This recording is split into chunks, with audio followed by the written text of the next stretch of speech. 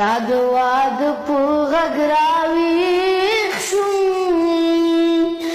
د جرمنۍ په ډغ نه راویښېدمه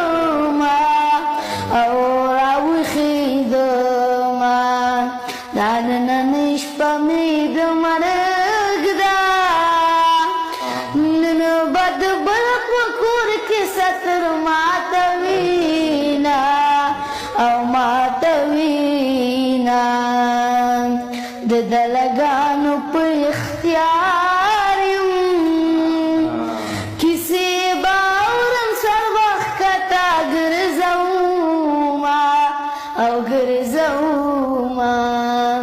ستا په جدایۍ کې تېر به شي وختونه ستا په جدایۍ کې تېر به شي وختونه